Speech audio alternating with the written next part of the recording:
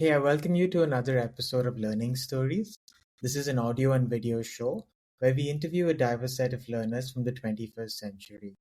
On each episode of this show, we interview a guest who has a story to share about how they acquired a set of skills and knowledge in a creative and innovative manner. In the process, we hope to uncover a new understanding of learning as conceptualized, imagined, and narrated by the guest in our show. Today's episode is really special. I'm getting a chance to speak to an educator that has always inspired me. I got to meet her 10 or 11 years ago at an education conference in Lucknow, and her energy, spirit, and warmth has just stayed with me. And I can say that about very few people that I've met in my life. So, a little bit about Suverchala Kashyap ma'am, as I call her lovingly. So, Suverchala is a seasoned educator, journalist, mentor, and storyteller. Her education qualifications include an MSc Honours, B.Ed, M.Ed, among various other certifications. She began her career as a journalist and documentary filmmaker, but also was involved in education closely. From 2000 to 2012, she worked for Anand Vidya Vihar, a CBSE school in Vadodara, for 12 years. She was the founder principal of the school, having set it up from scratch. Over the years, she taught school science, biology, and English at that school. In 2013, she founded IntelliScape Adventures, through which she conducted training programs in several states and countries.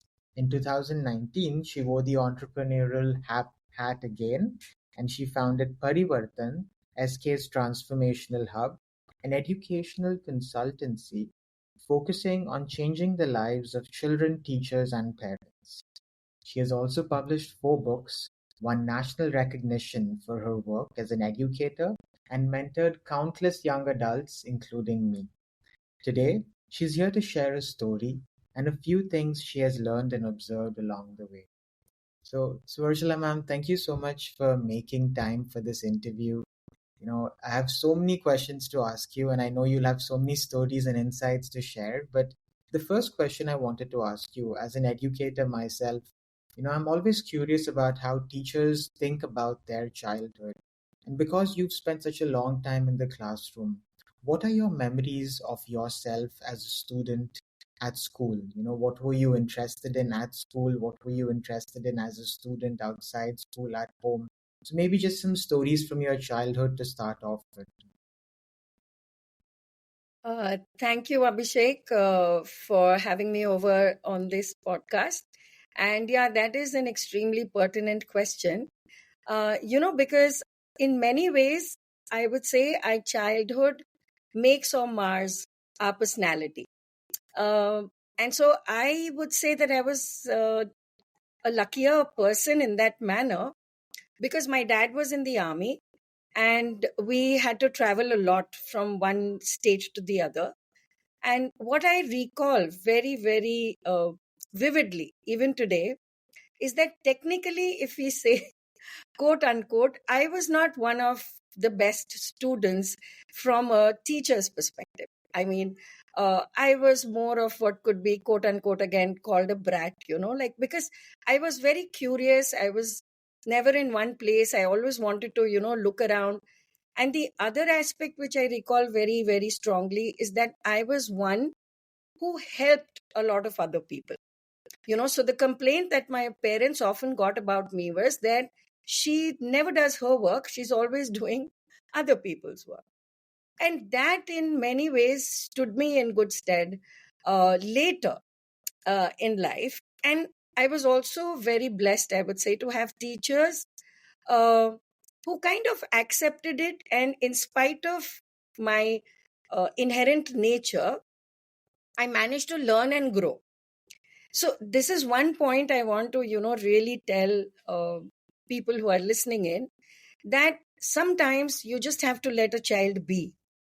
Of course, not just leave them completely, but let them be who they are and kind of scaffold them if and when required, and they will flow normally like water. And so by the time I was in ninth grade, there was a change of scene where I started to realize that, yes, now I need to perhaps again, perhaps pay attention to the academic part of it. So, I was in Bangalore when I started out my education. And again, I have very fond memories of that school, Frank Anthony Public School. And the works, I was also punished as it was in those days. But every aspect was a learning for me. I mean, and I'm not just saying this. I'm saying it because I've experienced it so deeply. And now, when I'm interacting with either a 4-year-old or even a 40-year-old, I know exactly what to do is to first just listen, you know, kind of, you just can't jump into the arena and tell them that this is right and that is wrong and things like that. So I think my army background, like we were rolling stones, so to speak, but we did gather a lot of experiences, exposure. That's so beautifully put, ma'am. And I think, being a child growing up in an army family, I think there are so many experiences and adjustments that you have to make. And you do become adaptable in a way, and you can speak more for that. But, you know, I'm curious about the influence of your parents on your upbringing. Like, uh, what were some things you learned from their demeanor? Because I've always thought about this. There are so many unconscious things that children adopt from the adults in their life, and your parents are the people you see the most constantly. So, what were some things you picked up from, the adults in your life? Absolutely. You are so right about that again, because, little children are like sponges. They kind of just imbibe. You don't really have to tell them everything because they have their antenna up all the time.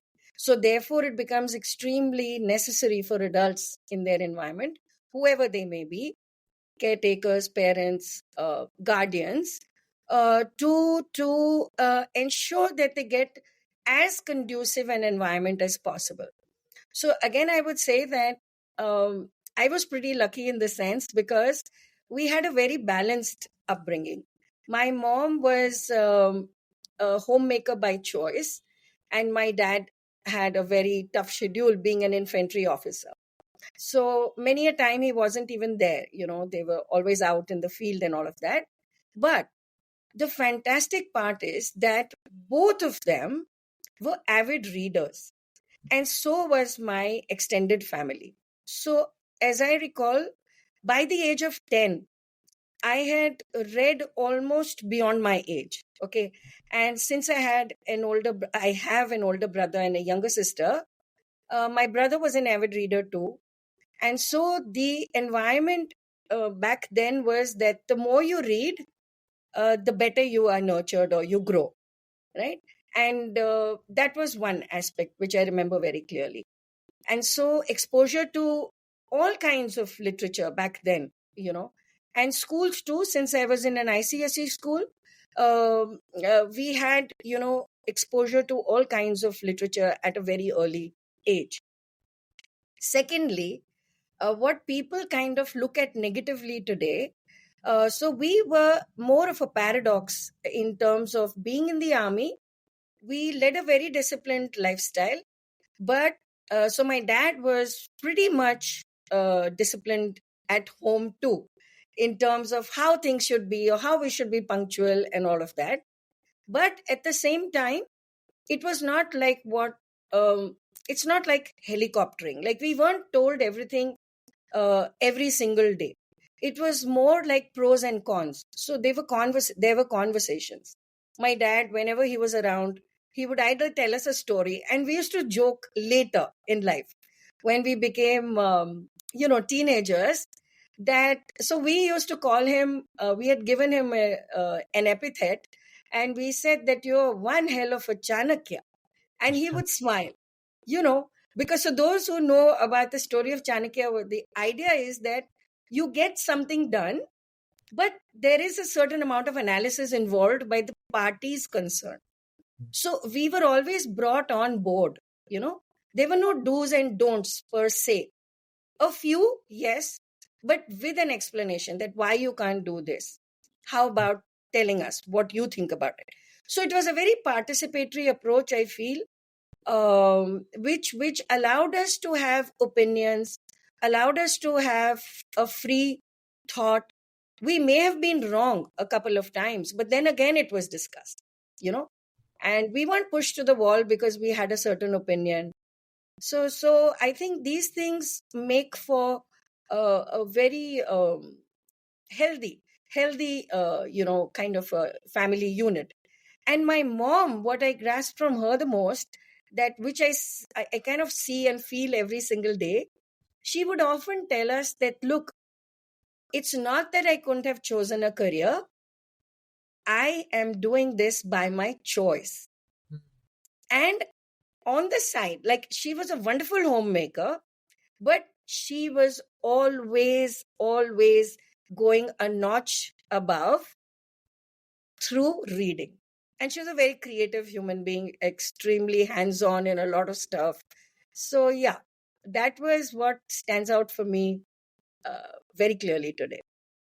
It's so interesting. And even though I've known you for so long, now that you've told me the story about that influence, I see so many aspects of both your parents in you, man. That driven, disciplined personality of your father, but that creative, you know, um, extroverted, outgoing personality of your mother. But a mix of, children are such beautiful mixes of their parents in good and bad ways, and like, and I know you've mentored so many young adults in that difficult period of ninth to 12th standard, where they're making that big decision. And in our country, you're encouraged to, choose your career path at a much younger age, depending on what board you are in. And because you've, grew up in an ICSE school, man, you taught in a CBSE school, but I'm sure you have a lot of ideas and thoughts about the IB board, the SSC board, because you ran an education consulting organization.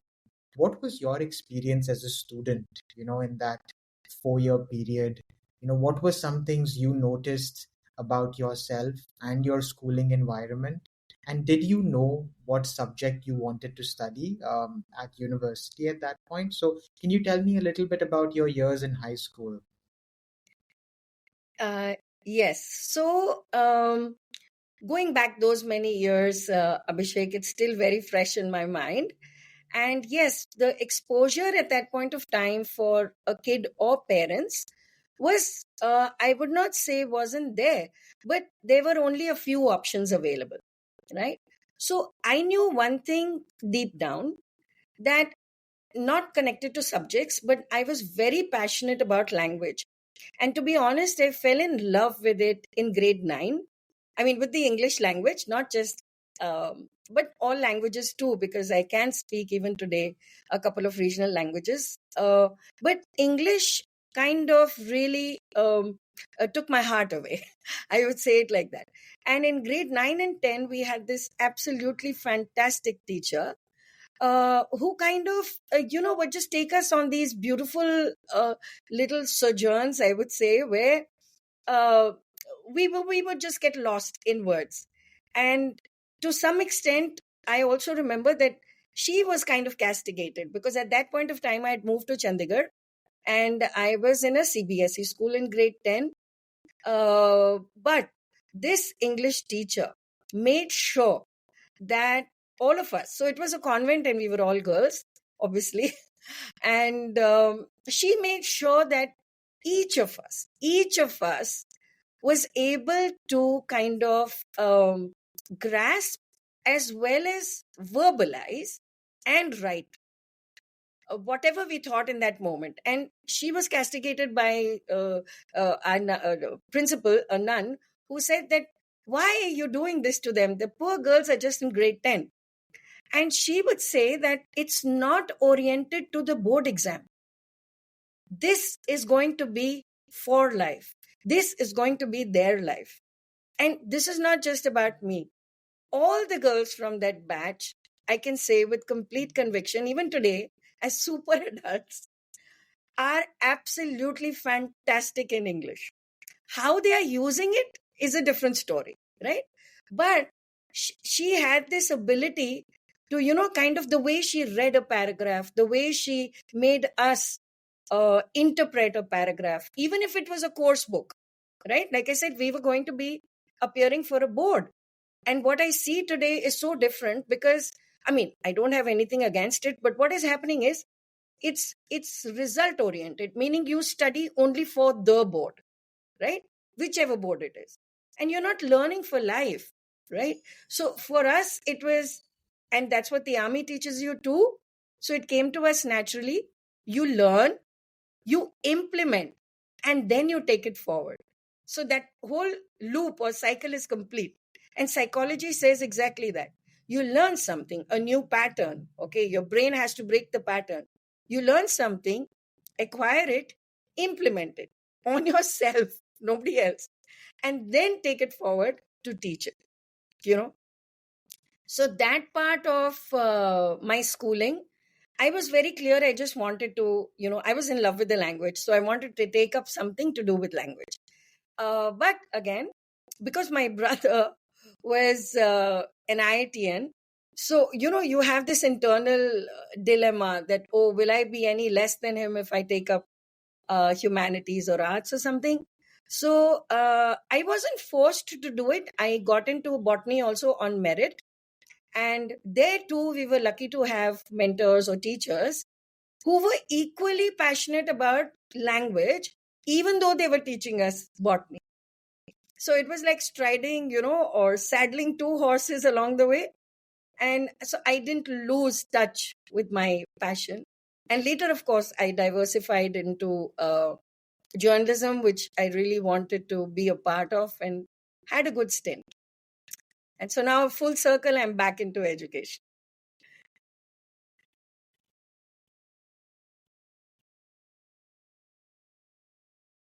Oh, I'm so sorry. I think I muted it in the middle. But just hearing you speak, ma'am, sometimes I wonder, we don't look at the long-term consequences of what a teacher does in the classroom, that impact.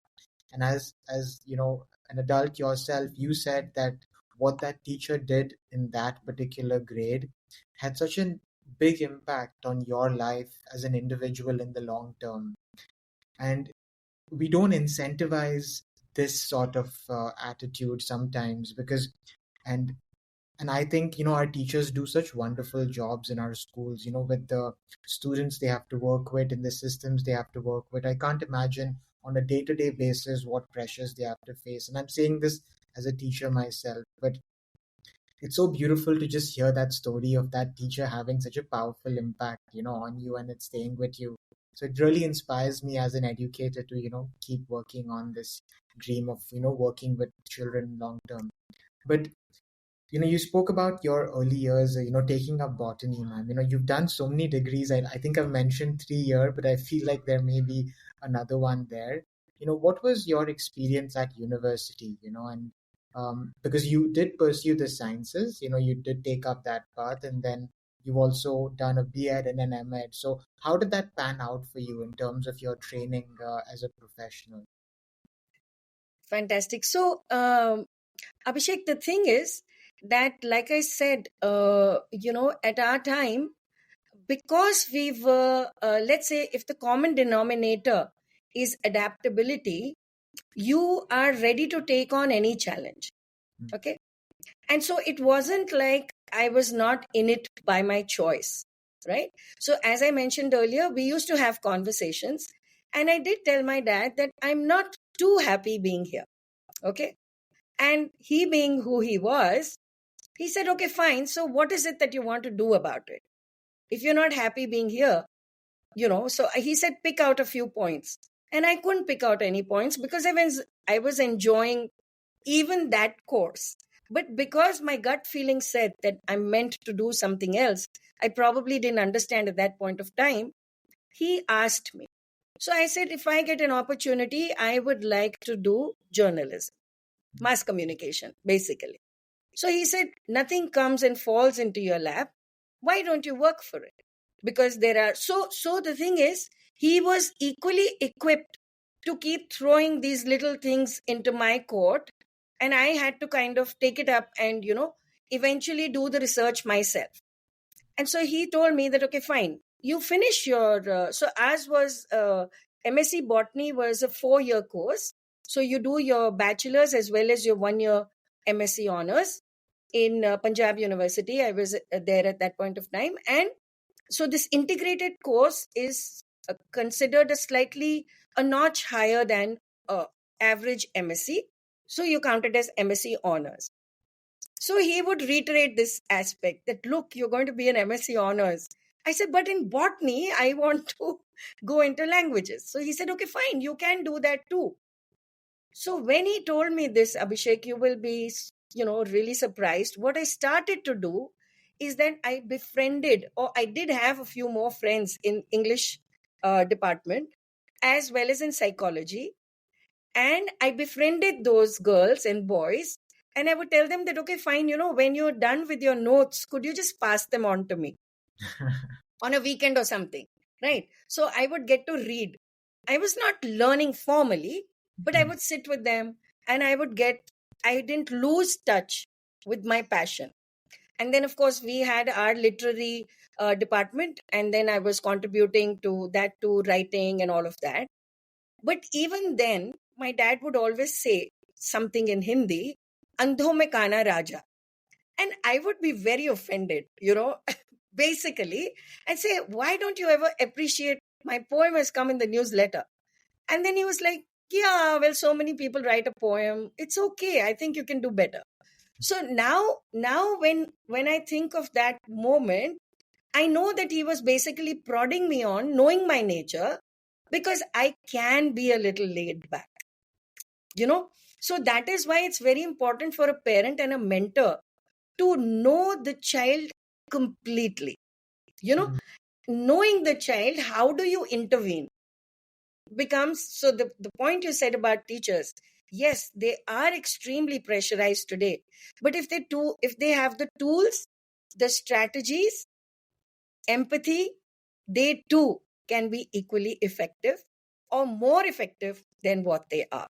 So this indirect uh, kind of taking a detour, and my oxbow lake became psychology and English, so that when I finally sat for the entrance of mass communication, there were many things I already knew, right?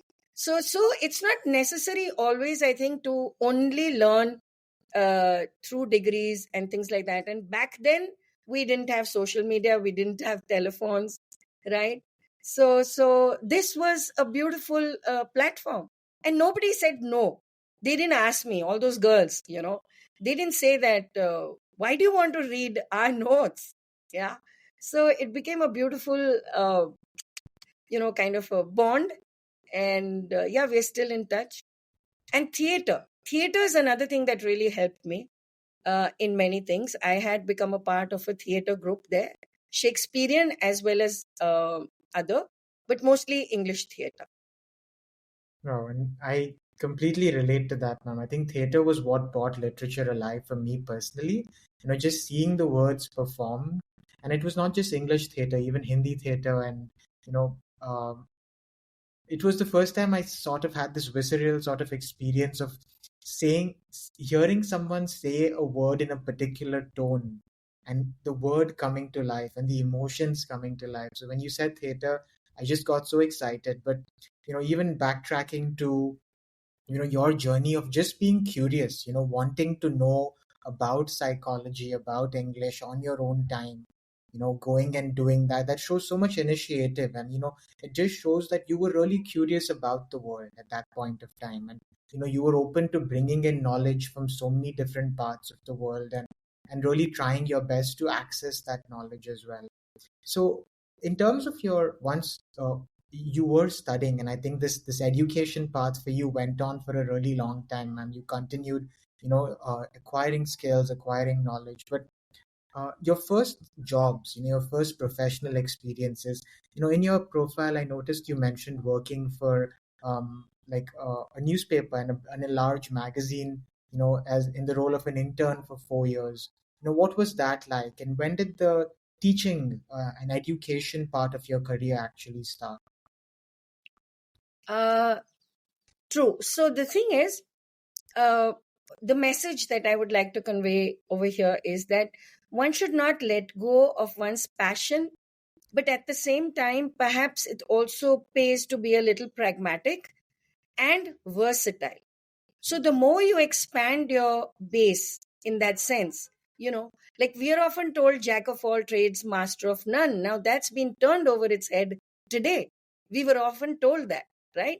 But it's essential to have a couple of skills where you could customize where you fit, right? And so what happened for me was that my first job, incidentally, was a teaching job. And I was very keen, all the same, to get into a newspaper.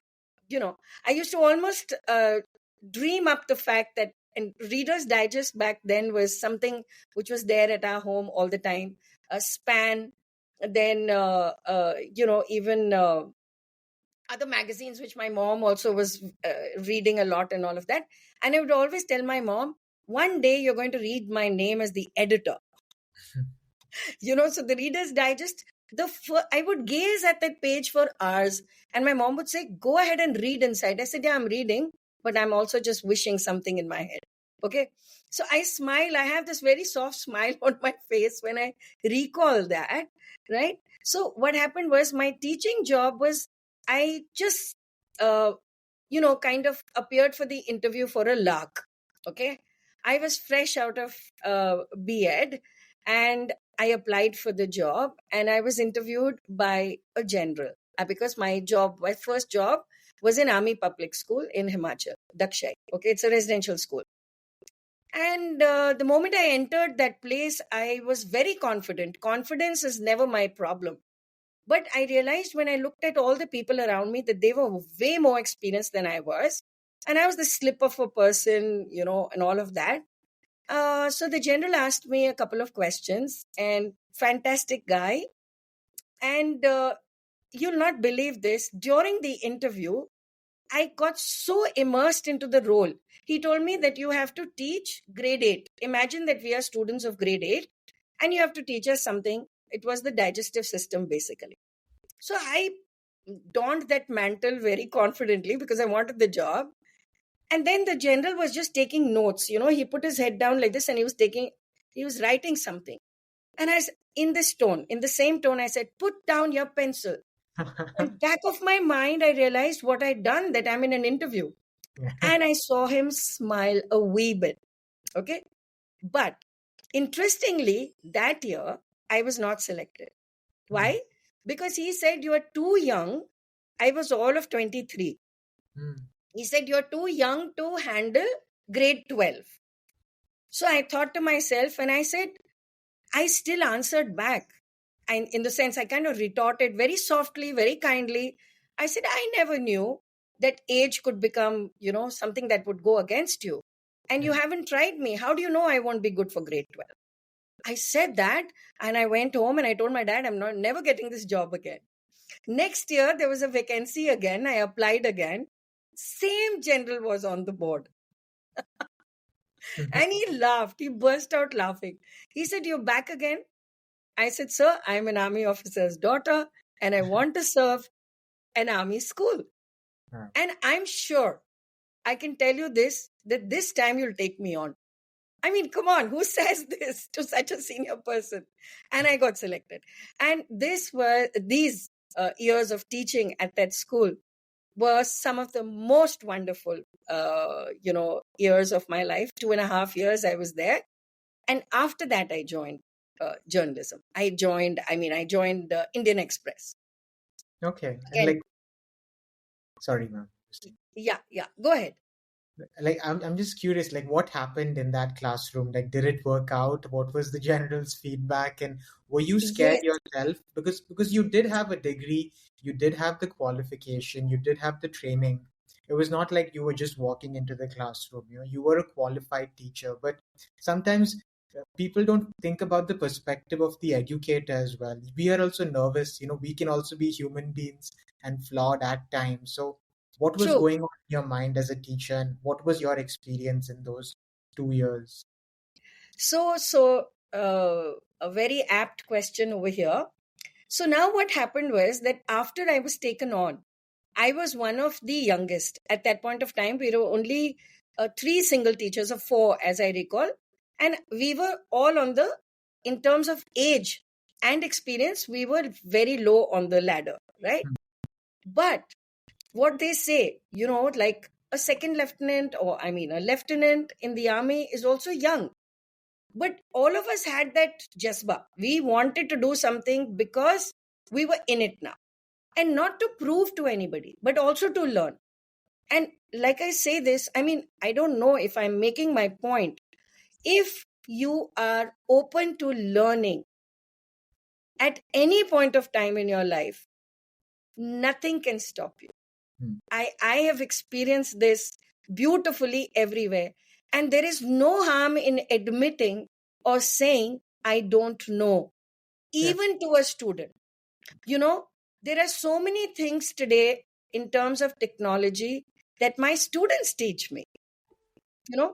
If I'm doing something in the very kind of a very cliched manner on the laptop, and if one of them happens to be there, they will tell me, why are you doing this? There is a better way of doing it, and the learning therefore becomes, if you don't put yourself on a pedestal, this is what I feel. Often teachers put themselves on a pedestal. Many people may not like what I'm saying, but if you really think about it, you are as human as those children. Only then can you be empathetic. Only then can you connect. Only then can you understand what they're going through. So those 2 years, my first formal job, so to speak, taught me all of that, gave me an opportunity of all that. And in the classroom, I was given grade 12. Right. Okay. And oh my God, I can visually recall that moment. They tried everything under the sun, as would be in a hostel, okay, or a boarding school, to kind of make me go off balance, right? I will not deny I was a little nervous, but then some tactics which had been taught to us came into play. And the journey thereafter is beautiful. And I am still in touch with so many of those children. I mean, they are huge adults now, but yeah, it was beautiful. It was absolutely beautiful. Oh, nice, ma'am. No, I'm curious then, when did this jump to journalism happen? Were you still teaching as you were doing that internship, ma'am, or did you Right. just want to try something else as well? No, so the thing is, I had applied, I constantly kept applying for jobs in a newspaper. So while I was doing this job as a PGT, and, to be selected as a postgraduate teacher at a very young age is really cool. And that too in Army Public School. And at that point of time, I had no clue that your time at a boarding school gets counted as double experience. So even though I was there for 2.5 years, in my experience, it translated to 5 years, because Oh, you're there 24 hours with the kids, right? yeah. But because of that dream of seeing my name as a byline, I got an opportunity to be in Indian Express Chandigarh, but as an intern, so we were as a trainee. But prior to that, I had worked with under Usha Rai in Delhi with the Times of India. Again, an extremely hard taskmaster. But with hard taskmasters, you learn a lot. Okay. And for those who may not know, Usha Rai is the ex-wife of Raghu Rai, the photographer, right? And I used to admire her writing and all of that, and managed to get an internship with her. So when this,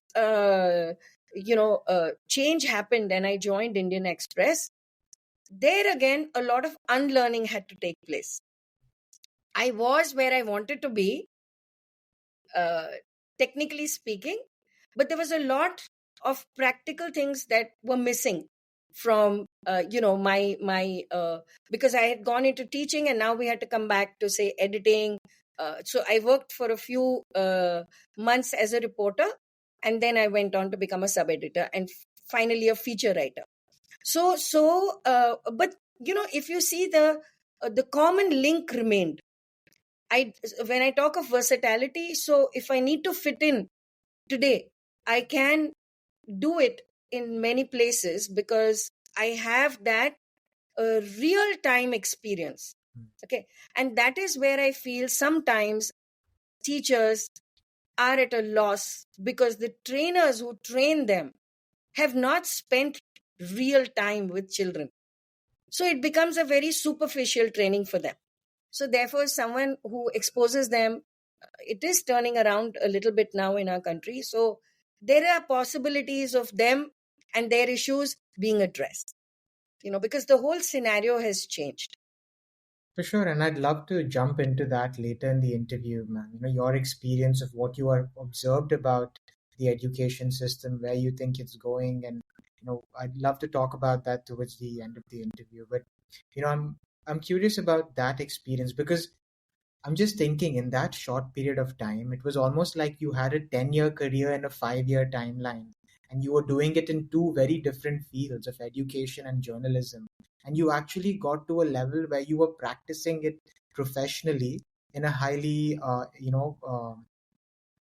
demanding and competitive sort of space. So I think that's very hard to do for someone so young, and just figuring themselves out, figuring other things. And it's not like our professions are the only things happening in our life. We also have our personal life, our family, and so many other things happening. So I think it's just commendable that at such a young age you were able to do so much.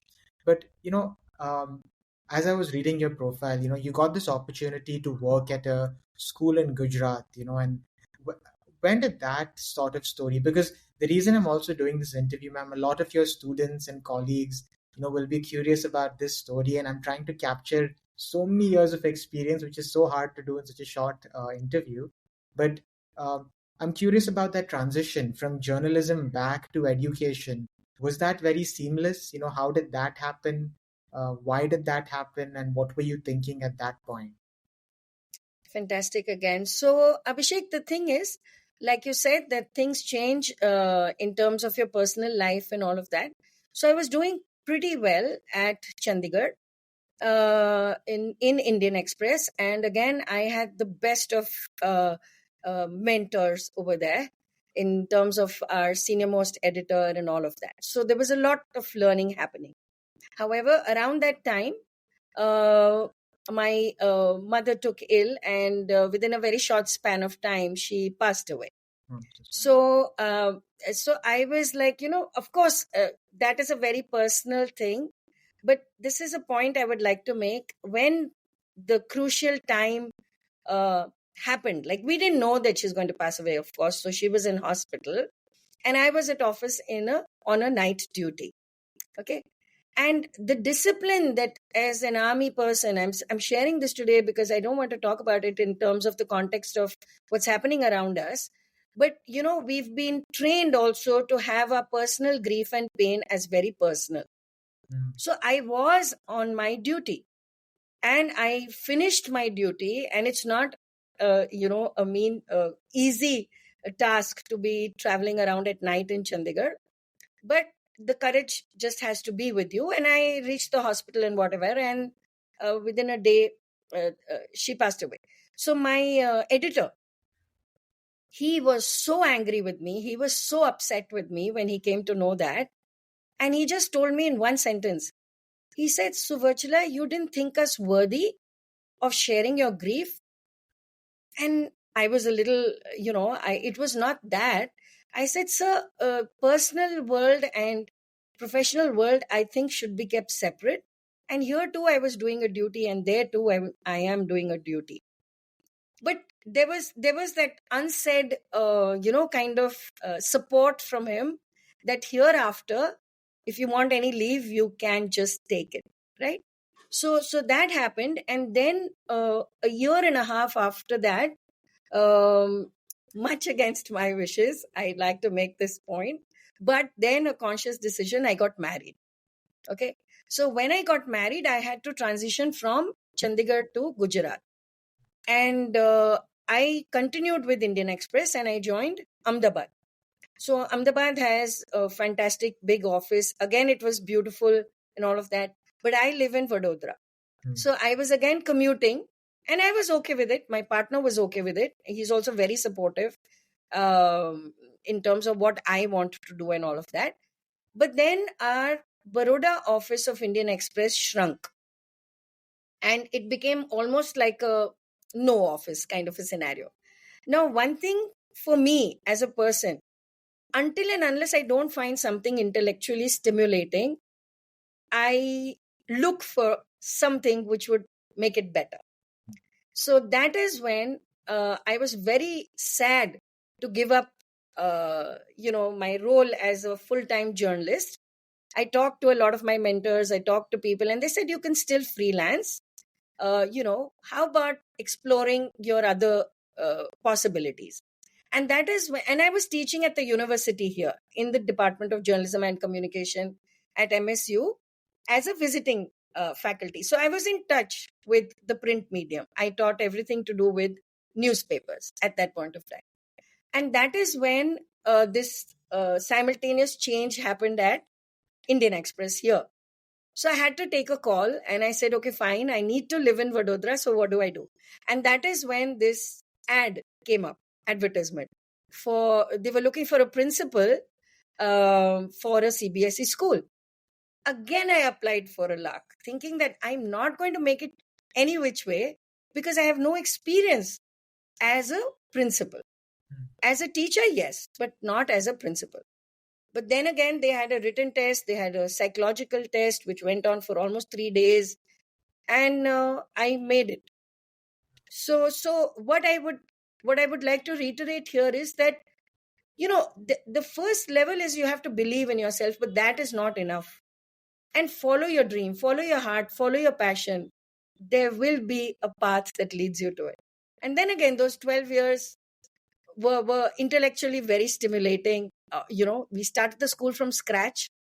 So my grade 1 that passed out in grade 12. So 2000, the kids who joined left in 2012. So it's like amazing. Yeah, I can't imagine, ma'am. Also, like just the guts to apply for that job. I mean, because I know, as someone just growing in the field, it's very hard to immediately make a jump, from a teaching position to a leadership position without being in a particular context for a particular amount of time, because you have to understand the environment, the school. But I just feel like you never were not confident about your abilities, and you said you will learn on the go, you will figure it out.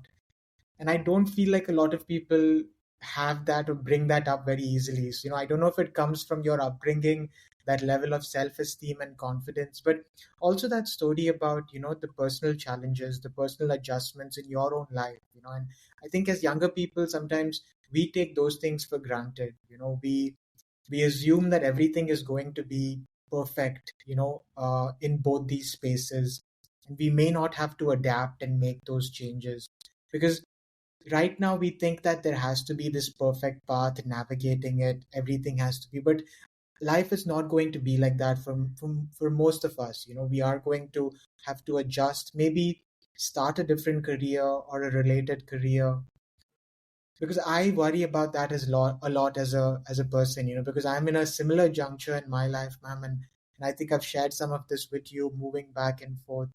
So just hearing you say it gives me a lot of hope that maybe there is something in this journey as well, and it doesn't have to always be the plan you started off with, but it can go somewhere and lead somewhere.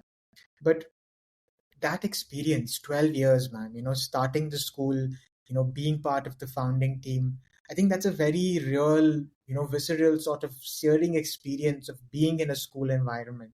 So I want to know stories about that time, man, and anything that comes to your mind. Again, it doesn't have to be all the stories, but what was it like starting a school? And I know you were not just an administrator, but you spent several years teaching science, biology, and English over that period. So, as many stories as you can tell me, maybe if you could do it chronologically, I'd be happy to listen and hear in that case. Yes.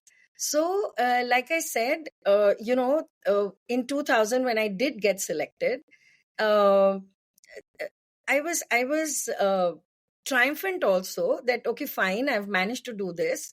But I knew the road ahead is going to be pretty challenging, because here you're going to be dealing with little children, right? Because we started from scratch, meaning we actually started with just grade 1 and grade 3, and we were going to start alternate classes every year, so that our own kids from grade 1 go into grade 2, things like that. Okay, so thankfully, the chairperson of our trust at that point of time was an educationist, a very well known in this part of the world, Savita Ben Amin, late Savita Ben Amin. She's no more, but she, as well as the rest of the team that was handling the whole scenario, were very clear about what they wanted, not in terms of finances. Okay, so that was the beauty, I feel, of the way our school, I still tend to call it our school, which it is no more, all the same, started out with a certain philosophy. And Savitaben was she had been trained under Madame Montessori, as well as she had a lot of influence of Shanti Niketan and Rabindranath Tagore. So her whole perspective about a lot of things, it was almost like every time we met, I would feel, oh my God, what can I take from this meeting? And she was very clear about even reprimanding. Okay, like suppose one thing that I recall in one of the earlier meetings. So I'm not a Gujarati, right? But here it's important to know the regional language. I can speak it and all of that. So in one of the first meetings, she asked me that, do you know how to read Gujarati? So me being me, the vivacious me, didn't understand the seriousness of that question. And I said, come on, Savita Ben, why should I know how to read it? I can speak it. And she said, really? Just speaking is going to be enough? And I didn't understand. It was like a trick question. So she said, what if you get a circular in Gujarati? Imagine how the teaching is happening and how I picked it up. She's saying, what if you get a circular from the state government and it is in Gujarati? Will you be able to read it? And I was like, it'll take me a long time. Yeah. So immediately to come up with a solution, I said, I'll get someone else to read it for me. And she said, as the principal, that's what you want to do? So she, question after question after question, she's making me think. Yeah. And she said, from tomorrow, start reading the Gujarati newspaper, only headlines. She gave me the solution at the end of it. Okay. And I said, okay, I will do that. So the next meeting. So that is something how they throw you into the deep end. They throw you into the deep end of the pool with a small little, kind of thing that can save you. But what happens is, if, again, I'm saying, it all depends on the individual. Because in my final interview, after all the psychological testing and all was done, I very categorically told them that I have never done an admin task. But if you teach me, I will learn. I will learn wholeheartedly. And I guess that is what kind of, decided, or eventually, though I did well in all my other written tasks and all of that, that probably decided that, okay, fine, she's not someone who comes with a, notion that she can do what she wants, right? Yeah. So it was a lot of teamwork, Abhishek, a lot of, exploration that was going. And it was freedom with responsibility. Those are always things that go together. So nobody had to tell me or my team of teachers that this task has to be done by so-and-so time. We knew it. And again, doing everything on our own, sometimes we also had to be the people staying back after work. And, we also became the chowkidars, which is fine because it's our school, right? So there were so many multiple roles, I would say, that we were exposed to. And it was difficult, but the support of the management, the freedom that they gave us to exercise with a certain guideline was equally beautiful. And then, of course, start the journey with the children and the teachers. There again, they were very clear about, from day one, professional development program for teachers. Whatever could be afforded at that point of time, whether it was from a local resource person. So I was also sent for many trainings.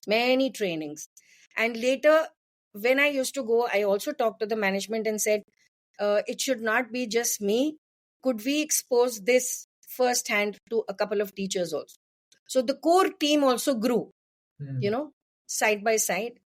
And by 2012, we were a name to reckon with. Wonderful. Like, that's, I mean, that's such a powerful story, ma'am. I'm sure there is so many more to discuss and break down there because, you were not only an administrator, you were also a teacher, and you were building the school and also building your career at the same time. So many parallel challenges and also joys, of seeing the children that you worked with in the first year graduate, because that 12-year period is actually the amount of time most kids spent in a school setup. Like this time in terms of your teaching experience, ma'am, I'm just curious, what were some things you noticed about students and learning in general? This is removing the admin hat and putting your teaching hat on. Like, what were your reflections on the teaching and learning process, and your thinking on it? How has that evolved? Because I think, research can tell you a lot of things, but I think the real gems are often in the teachers' minds because they are the ones that work with the child every day. So in this 12-year period, how did your thinking on teaching and learning evolve? Excellent. So there was a lot of learning, a lot of personal growth, like I said, and if you're passionate about it, I say this to almost all the teachers that I end up training in one way or the other nowadays, where I may not meet them continuously, I may meet them for a span of only 3 hours or so, but I tell them that if you build a rapport with a child in that one class, 35 to 40 minutes, you will impact the child for life. If you take that into your system, in spite of things that are happening around us, there is no going wrong. So one was that we had the freedom. Two, what I have learned from those stories, and many of those 12th graders today, the batch of 2012, some of them are in absolutely fantastic jobs. Most of them are married. I think I've attended marriages of almost all the kids 2012 and thereafter too. So that connect, and the connect is of the heart. So Yeah. coming to your question about what is it that I've learned, one is that you need to be authentic, Abhishek. Children are the best judges.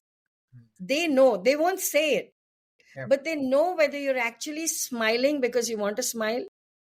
Most of my kids, the juniors, when they were grade 1 and 2, they would tell me on my face, you can't get angry.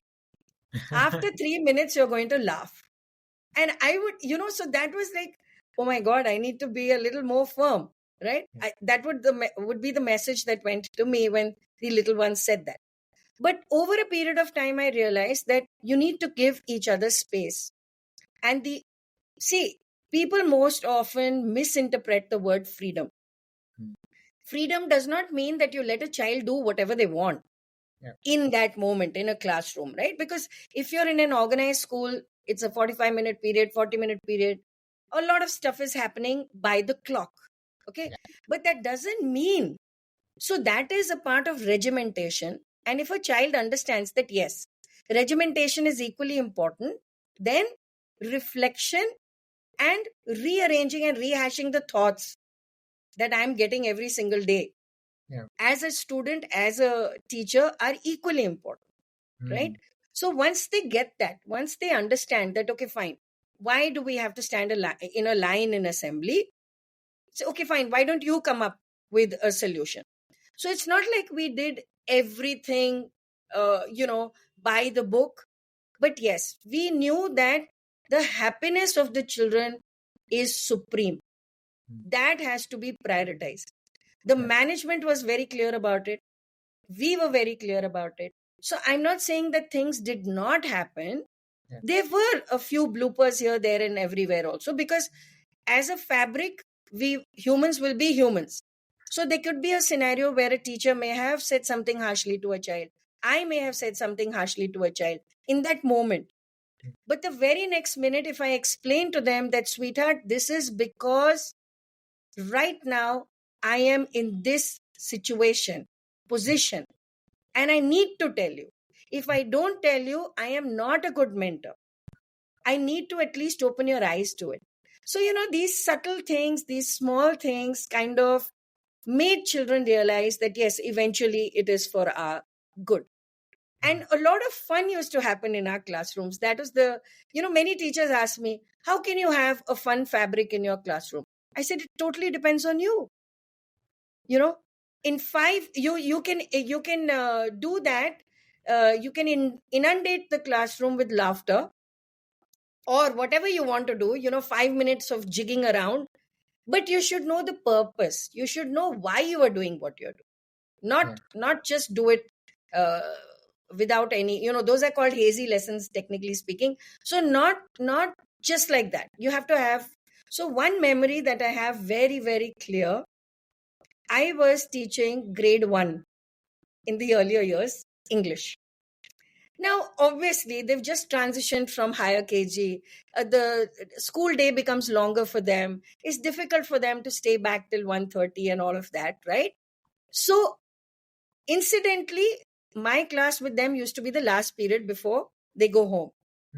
So one day, just like that, one kid was making a chip chop. You know what the chip chop is? That what color do you want, kind of a paper folding, origami kind of a thing. And you open it and you see. And I had forgotten how to make a chip chop. Okay. And I seized the moment and I said, I knew it in my head, but I thought if I actually fold it, I won't know. And there was a little bit of a noise in the class, obviously, because they're little children. So I said, who's going to teach me how to make a chip chop? And so 3, 4, 5 enthusiastic kids came up. And I don't know, just out of my head, I hadn't even planned it. I said, okay, but we're not going to tear any good paper. Only the papers that are lying waste right now in our classroom, or I will send for them, we'll use those. And we have to be innovative. I'm saying this to grade 1, 6 years old. And I just said it. And they also understood, and they fished out a few waste papers that day. And they taught me. And my exuberance in that moment was as much as that of the children. I completely forgot that I'm a principal and whatever. Okay.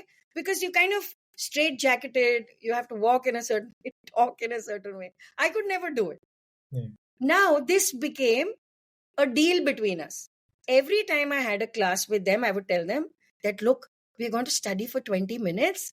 We'll do the rhyme or whatever I had to do with them. And then for 15 minutes, we are all going to make chip chops. Will that be fun? And I'd bring my tone down like this. And they said yes. So we started doing it. We didn't tell anyone. Parents didn't object. No problem. Because the learning was still happening. Yeah. And through the chip chop, I was teaching them vocabulary. Okay. I said, let's turn it around. We'll write a word like kind or beautiful. And then we'll say a synonym on the inside. You don't use the word synonym with little kids, but you say a similar word. Okay. And so they started getting excited about it and they were learning. And one day I told them, I don't know again how this came out. They said, ma'am, what if we do it secretly? I said, what do you mean we do it secretly? Back then we had only 2 sections side by side, A and B. So that the other class should not come to know. I said, but why is that? We should share our learning, no? He said, no, we'll do it very quietly. So I said, okay, what do you have in mind? So nobody from outside should be able to see us. So in our school, we had windows at the level of 5 feet or so. So if someone's walking by, they have to actually look in like that. So I got an idea. And I said, okay, fine, let's do one thing. Let's all lie down flat on our stomachs. Okay. Now this is 2001 and 2002, we had the riots. Okay. And that really helped us because the kids, we had to do mock drills like they are happening now. And so we would all be on our stomachs on the floor. Nobody was concerned that we'll get dirty or whatever. We were all silently making chip chops. I wish I had videographed that moment, but it's very, very clear in my mind. And the whole school was looking for 1A as well as for me, wondering that where have we gone, because there was complete silence from our room. Okay. So imagine if you do something, just something like that, it would remain as a memory for me, for them, forever. Wow. Like, was this because this is such a important teaching story, ma'am, because there are so many lessons to pick out from this, because you were actually teaching the subject, you were teaching life skills, you were teaching, understanding the world around you, but you were doing it with them invested in it. They had ownership, they had accountability. I know there must be a lot of theory behind what these practices are called, but for you to be able to do that in that moment, that is a real skill set and a real, difficult thing to understand. And I feel like something you said about understanding the heart of your child, that was so important. And I find that so challenging, because sometimes you're teaching a student, there's something on their face that says that they cannot learn today. Like, even if you want to do it, they cannot learn today. So how can you get them to, maybe rather than point 10, get them to point 3? And I love how in this situation you were working with what you have to give them the best possible outcomes. You were so in tune with their heart and not just their mind. And I feel like a combination of both of that is where you can find so much connection in that sort of learning environment. So this was one story, ma'am, and like what were some of the challenges you faced, as an administrator, but also as a teacher in the classroom? Like, do you remember a moment, like, even with all your training, you said, wow, this is really difficult. I don't know what to do here and I need help. So any story like that for you, ma'am? Uh, not, not. I mean, the challenge is, like I said, perhaps it is so um, ingrained in our DNA. I would say my DNA, for that matter. To because we were even the management kind of told us, say. So this is one example that comes to mind, is that Savitaben and then Nandita, the vice chairperson, as well as the other trustees, would say, "Don't come to me with the problem. Come to me with at least 3 solutions." And we would think in our head, as human beings, I mean, back then, that, come on, I have a problem. How aren't you supposed to help me? That's the implicit thing that's going on in your head. But if I would just step back and step out of myself, I would understand in that moment, I may feel a little challenged that, how am I going to do it? And it's not that they did not support us later, but just like you said, they wanted us to be equal partners in understanding that the solutions, when they come from the outside, are not necessarily real. So at least think about it. You may not have a solution, but when they would say 3, we would at least come up with 1. And what was happening subconsciously is we were working on it, Abhishek. We were thinking about it. We were not frustrated, right? What often happens is when you pass the buck, and then there's a lot of heartburn, a lot of frustration that gets involved.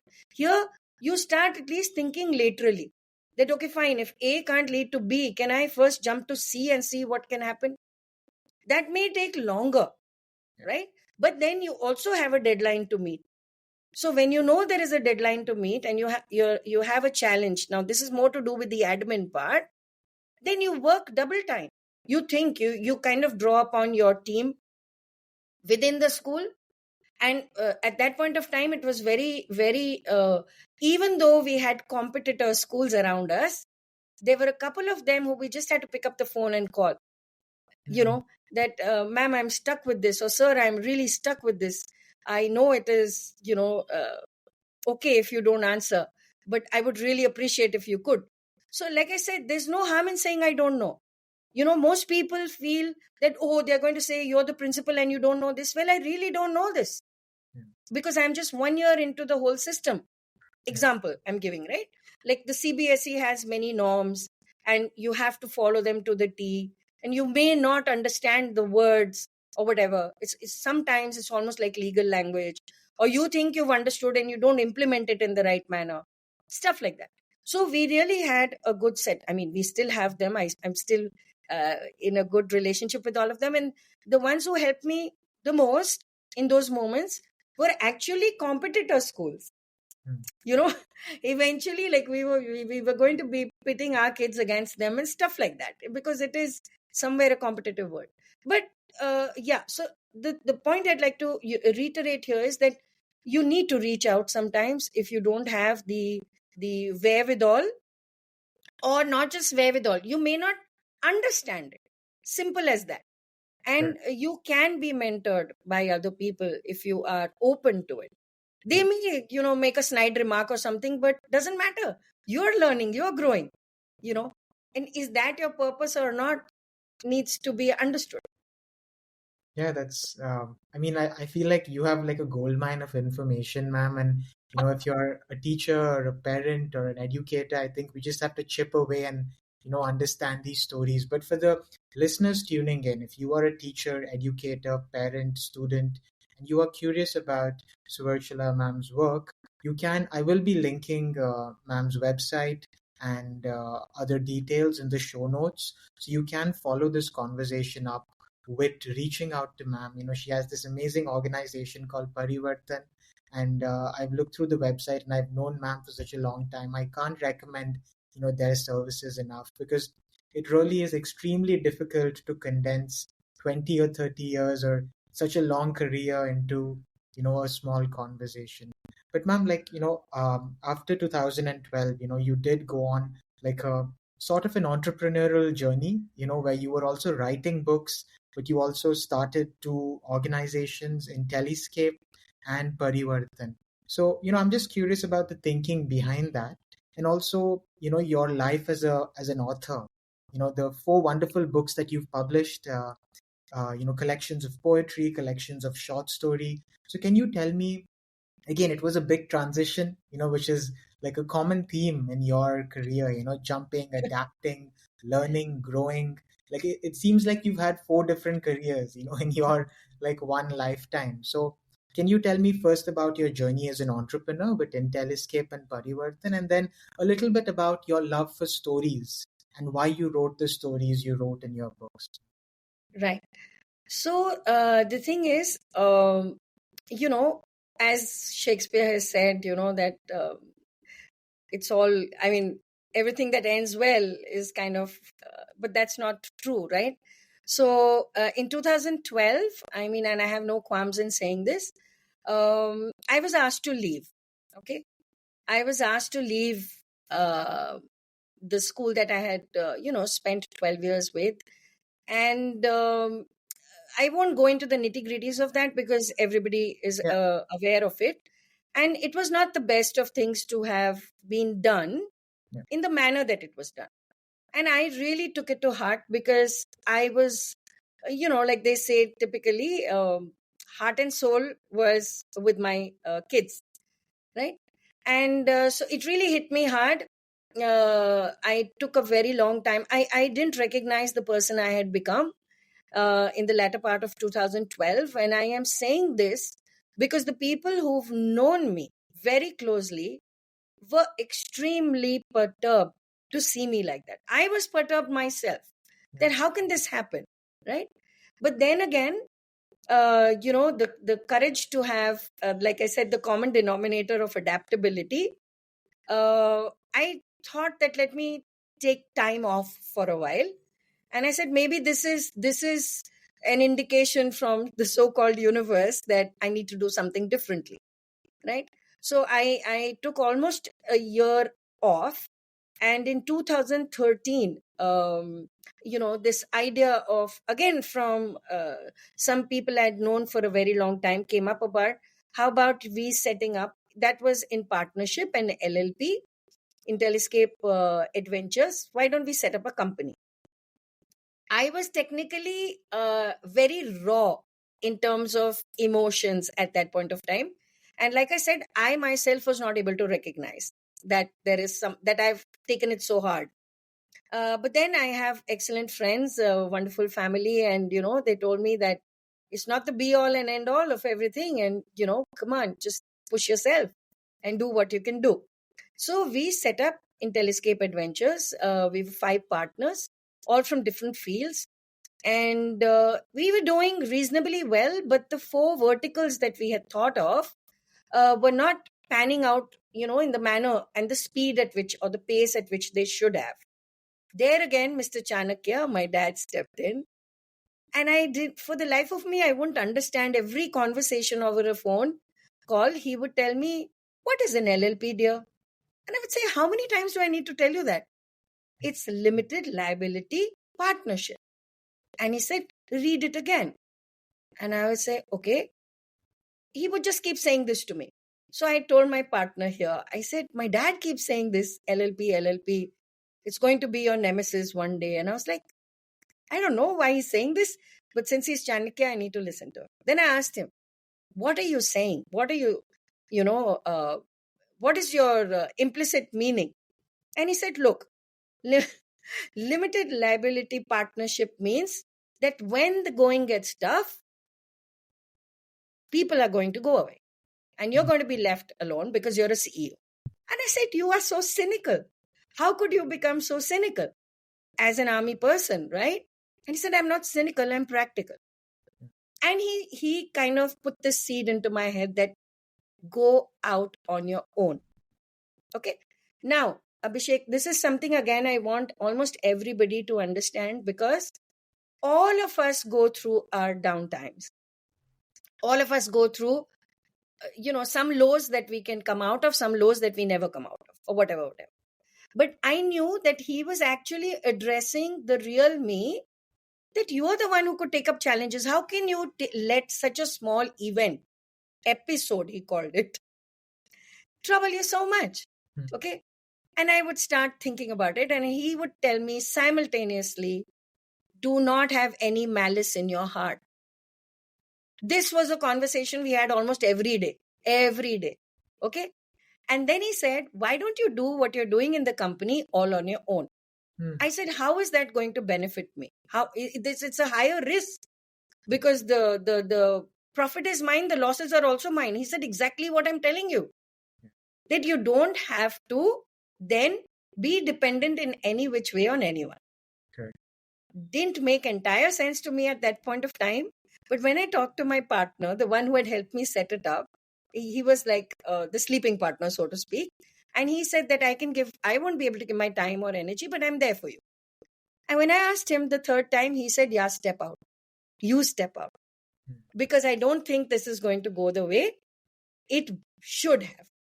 And that's when within 15 days, I had to look for a new office space. I had to do, the works and all of it. I had butterflies in my stomach again, that how is it going to, pan out? Now I'm totally on my own. But trust me when I say this, I did not lose a single client. In fact, I got more. I'm in a way smaller place than I was earlier in IntelliScape, because it was a company. So we had a commercial space. Now I'm in a way smaller space that I can afford on my own to rent out and all of that. But the work that I'm doing is as deep, as panned out, and I am responsible for everything that I do or don't do, right? So it's a huge risk. And then COVID happened. And that time too, online things started.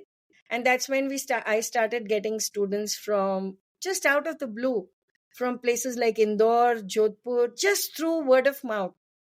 We weren't even planning to promote it, because we were not so clear about the online thing at that point of time. Initially, the first when the first lockdown happened, we were also a little unclear about it.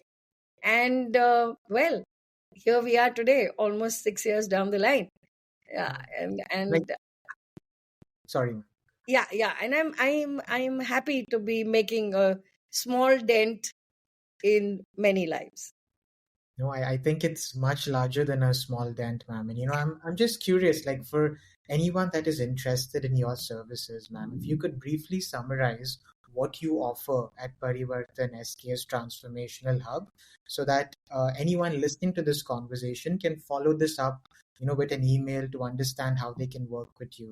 So if you could list out the services and the reason you started the organization, I'd love to, talk about that now.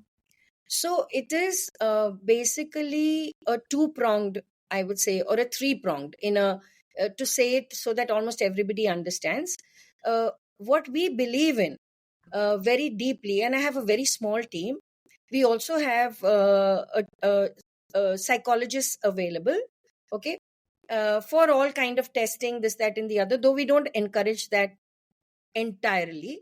Only if it is very necessary do we suggest that to parents. So the two-pronged thing is that our interventions, any intervention that when somebody reaches out to us, what we put out is that we will customize it to your need. So every meeting that we have with a parent, a child, or a young adult is about what problem are you facing? What is it that is you are unable to do on your own? Okay. Mm. So that is not something which is very academic. We don't really address academics also directly. We look for the gap. Mm. So if it is with an institution, I mean, if we offer services to institutions also, it could be a very customized, very simple 3-month intervention also, 6-month intervention, because things take time. Similarly, with individuals, our interventions revolve around 4 pillars: introduce, practice, master, and review. So if you say today to me that I want to learn a little more about XYZ, so if we have the wherewithal to introduce that to you as a module, we'll take you through the process. Okay. And minimum 10 sessions, we say, maximum 20 sessions, in which at every step we will guarantee a change, but participation 100% from your side is also necessary from the client side. Okay. So that is one of the interventions which is very close to my heart. So one of our programs is called Metamorphosis. As it says, change like a butterfly, right? So what are the short-term things that you want to change? It could be, so I work a lot in the field of behavior, because behavior today has become, I would say, uh, very misunderstood. We only look at the facade. We only look at if some child, especially now I'm talking to do pertaining to children, that if some child is answering back in class or is being so-called rude, we never go to the root of the problem. We only label the child and say that this is bad behavior, it's unacceptable, blah blah blah. So if such a child happens to come to us, or a teacher comes to us for a solution, then we make them go deeper, Abhishek, that let's explore what are the reasons why, because the behavior is a consequence of an antecedent. It's nothing comes out into the open without a beginning. Yeah. So we have to find out that antecedent. What is the reason why it is happening? And it's not easy. That's why I call it deep work, But the child would not come to know that we are actually addressing that, because it's done in a manner that there are strategies, there are tools, we have modules and all of that in place. Some of them may be psychological, some are not, some are experiential. And eventually the child or the person comes face to face with that scenario, and then we devise mechanisms to solve it collectively. Wow. So that is one metamorphosis program. There are different steps to it. The second, of course, is I have seen, and I want to say this, it started out as a dream project, but it has given me, rewards in ways that even I couldn't have imagined. Is using creative writing, or the ability to extract from a person or a child their creativity, their inherent creativity, okay, but convert it into words. And it's not that everyone or each of them has to become a writer or something, but what is important is that they're able to express, and that is the most rewarding experience, when a person comes back to you and tells you that that did me good, man. I mean, it was really cool. In their lingo or their jargon, that it opened my eyes to myself. I didn't know I have this all inside me. I didn't know I could get this out, because it's a big mental block. So that's one second area that we work on. And related to behavior is also issues of self-esteem. Many children today particularly are facing an issue of self-esteem and confidence. and therefore I would not want to make it a generalization, but a lot of them are choosing inappropriate solutions, temporary solutions, which are not really good for them, and they end up damaging themselves for life. So if we have the opportunity, and I have many case studies whereby we've turned around many such scenarios. And I also work with a limited number of neurodivergent children, only those that we can or we are equipped to take on. Otherwise, we have an extended group of people to who we can refer such children who are, tested as extreme cases of neurodivergence. Got it. And I think that's such a powerful intervention and so important and necessary in the Indian context, ma'am, because I think in classrooms, sometimes it's very difficult for a teacher to individually customize a plan for each child in that class and not taking away from their professional competence and layer. And you, as an educator, know this because you've been a teacher and a principal. When you're working with 25 kids, as a teacher, it's impossible to be able to customize it to an extent where you are meeting every need of every child. So I see your organization as such a powerful support mechanism to work with each individual child on the volition of the parents and the extended community, because sometimes we underestimate the role of the parent as well. We sometimes think it's only the school's responsibility to. And I've noticed that parents work with the children for such a long period of time, 12, 30, I mean their entire lifetimes, to a large extent. Can we use them as a stakeholder? And I feel like your intervention, ma'am, and the services that you listed out, I think it would be such a powerful added layer to a child's learning experience. You know, in addition to the parents, can you have another mentor, another guide who can help you navigate some of these challenges you will face in your learning environment? And I think it's so pivotal for a child to have a trusted adult and guide at this point in their life. Because as you said, there was a teacher in ninth and 10th grade that completely changed your perspective to language. I see you doing the same thing for the kids you work with. Like if you sow a seed of, a love and passion for reading and writing at a very young age, this will take them to so many different places in their career. If you sow a seed for the love for science or the scientific method, this will take them to so many different things. The potential is almost infinite or unlimited, but it's just so unique. I've never heard of such an intervention. And I think it's such a powerful sort of like extension of your experience as an educator. I think it's very creative, because a lot of people will think that you can only be creative in terms of writing a book or starting a company. But the way you have designed the service, ma'am, I think it's such an extension of so many years of reflection and experience in the classroom, from all your educational qualifications to all your years in the classroom, to actually thinking on this really deeply and hardly to creating this. So for any teacher, for any parent, for any student out there that's curious, please follow up this conversation with ma'am through her website and her social profiles that I will be linking in the show notes.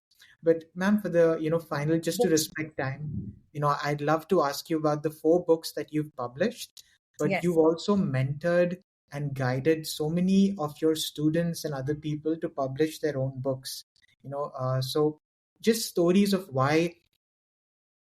I mean, people, I will be linking the Amazon links to all 4 books that you have in the show notes. So the listeners will be able to access that and the details of the same. But why do you think stories are important for humans? Let's start there.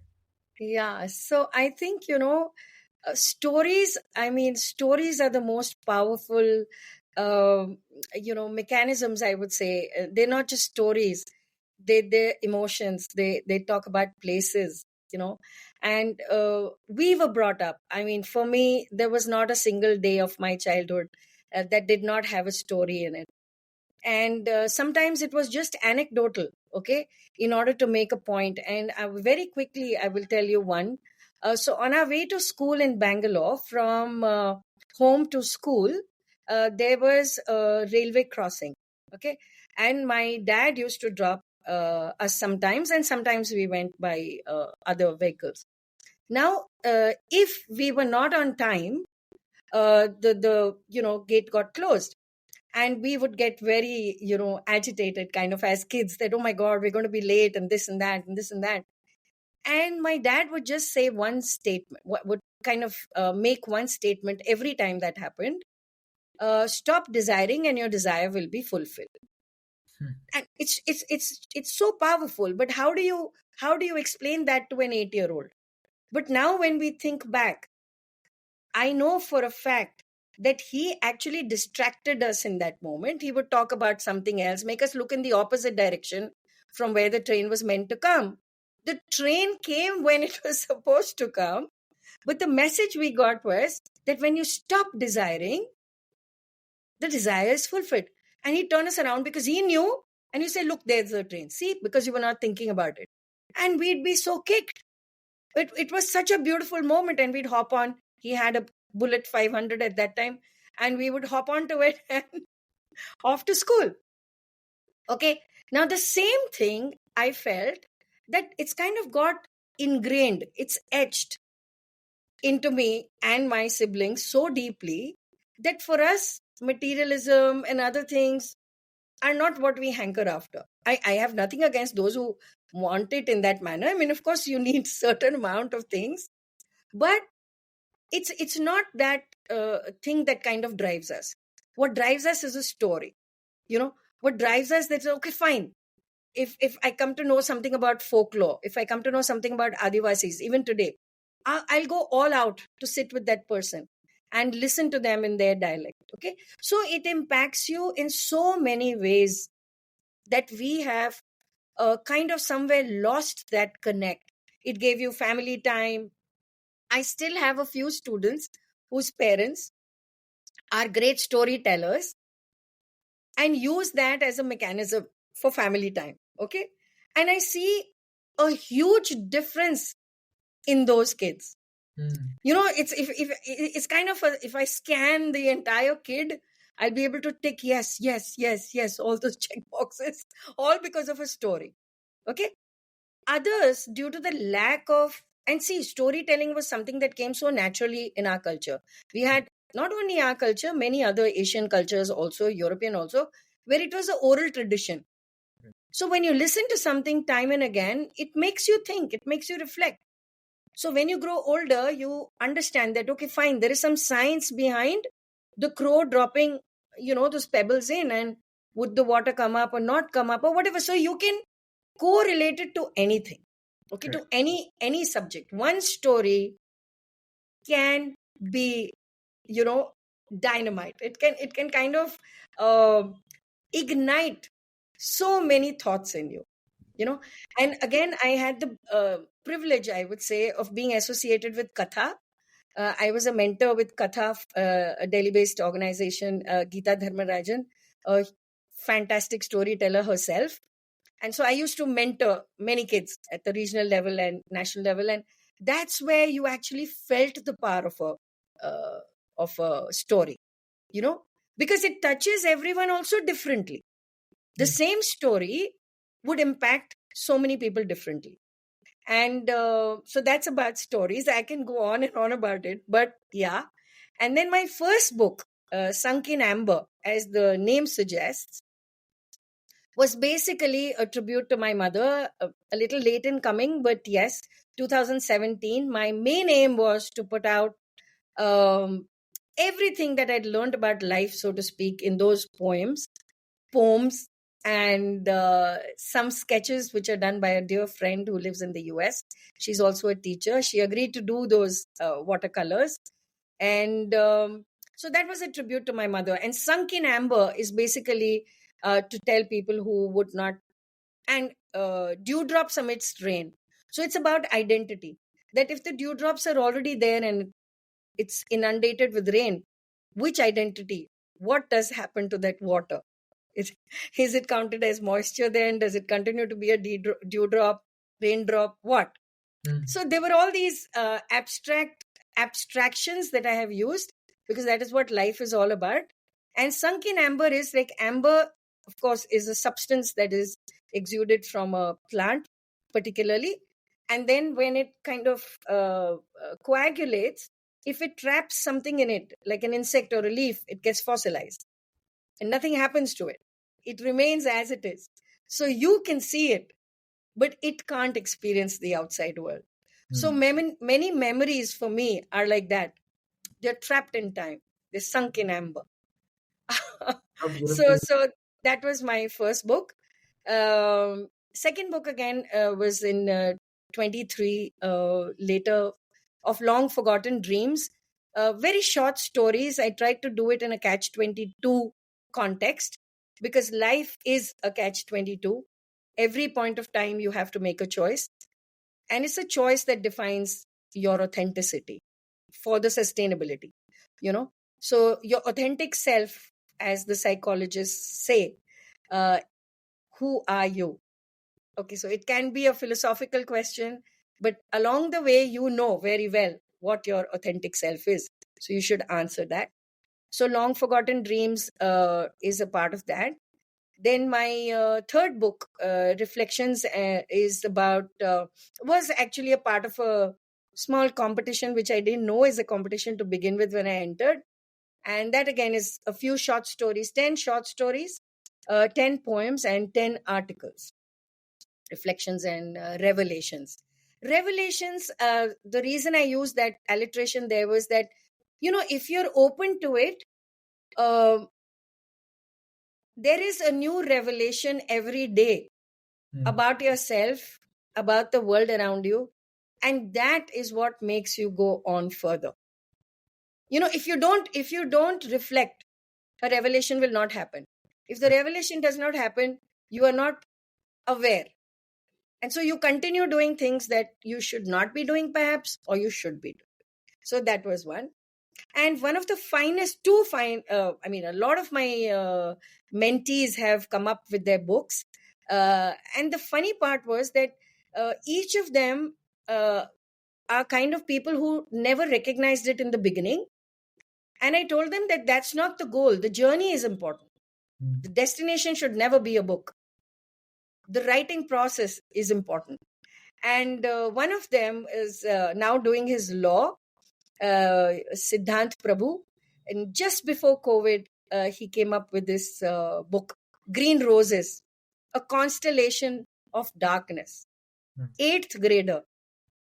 The title is his, the story is his. I was just the scaffold, you know.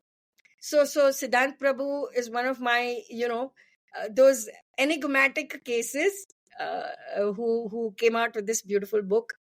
It didn't get at that point of time the kind of importance that it should have, but it's a beautiful book, and every word was so well thought, and he would discuss it with me for hours. An eighth grader. Wow. Why he wanted it to be a constellation of darkness, why he wanted it as a paradox.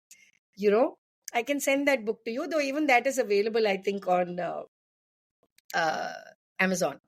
And then another book which was a life-changing experience for me was a book I helped a girl, lady, I would say young lady, who's about 33 now. She's a paraplegic, and she has cerebral palsy. And I didn't know of that. I knew her mother very well for many years, but I didn't know that she's afflicted with this. And when I met her, my amygdala freezes in moments of, a dilemma, but then I come out with the best. And I wasn't certain about how I would help her, but her first book came out, I Too Can Fly, So I assisted her in, she would come up with the stories with her parents, and they would reiterate, they'd read it out to her. She can speak very little, minimalistically. But after our intervention of this book, she speaks better. Wow. So miracles happen. Now she can send me a voice message. Of course, with the help of her mother. And the words are very spaced out because it takes her very long to bring out, articulate one word. But that's the beauty, And I didn't know at that point of time that I could help her. And she's going to be coming out with her second book very soon, which I've just helped to edit, called Adventures on Wheels. So she's on a wheelchair, and what she imagines in her head. And one of her heroes is Stephen Hawking. So yeah. Oh, wonderful, ma'am. And I will link all these books in the show notes. And, I think, we tell stories no matter how they are received, ma'am. The reason we tell stories is because it's such a human trait, to capture and share experiences, but also explore that imaginative world we have inside our heads. And I feel like maybe you don't see it now, ma'am, but in the long run, for all these kids that you've impacted throughout your career, I feel like you've let out little light bulbs, little flies like into the universe. And I think they are blooming in their own time. Maybe some will bloom in 2 years, some will bloom in 10 years, but I'm sure they strongly feel, the impact of your service in their life. And I feel like I've enjoyed this interview so much, ma'am. It's like a small conversation capturing such a rich life. As someone just listening to you from the outside, I feel like you've experienced so much at a personal and professional level, but you've maintained that childlike curiosity and, sense of service, which I think comes from your army background, but you've balanced it out with just the curiosity about the world and this fearlessness of taking on challenges head on. And I think you faced so many, throughout your career, all the transitions that you had to make. I mean, looking at it from the outside, I would be so overwhelmed in those situations. But I think just talking to you made me realize that in that moment, that will be like the end of the world. It may seem like everything is falling or crumbling, but in the long term, maybe it will make sense, and it will transform into something new as, your mission is right now. Maybe it won't make sense in that moment. So for the listeners tuning in, this was a short interview of Ma'am's extremely rich, interesting, wonderful life.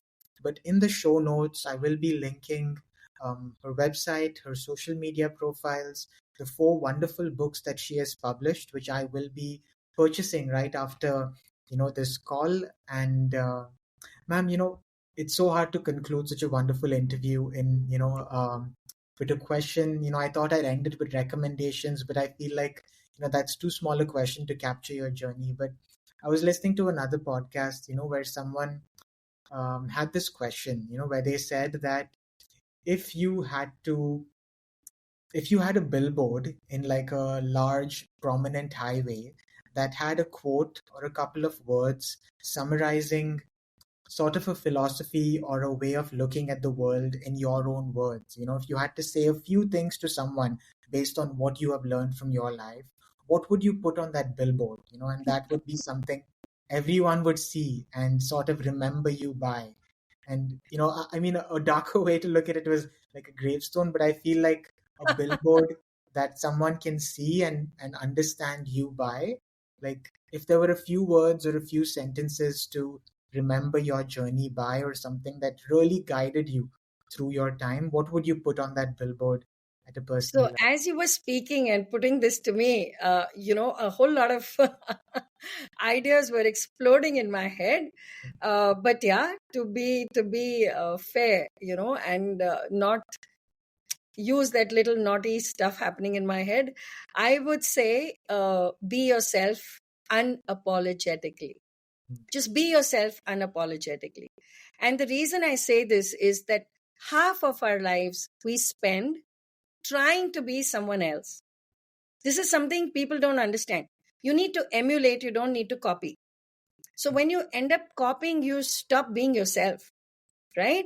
So be yourself unapologetically. And particularly my students and the parents, their parents and parents thereafter, uh, if they hear this, they know exactly what is going on in my head, which means be yourself, the pluses and the minuses, right? Right. The gray areas as well as the stark black or bare ones too. Just be yourself, unapologetic about it. That's how you grow. I love that. I love that, ma'am. And on that note, we come to an end of this conversation of learning stories. For the listeners tuning in, please follow up this conversation with the other interviews, the books, and the many resources that ma'am has available online. And until next time, this is Abhishek Shetty signing off on this episode. Keep learning. Thank you so much. Thank you, ma'am. Thank you so much.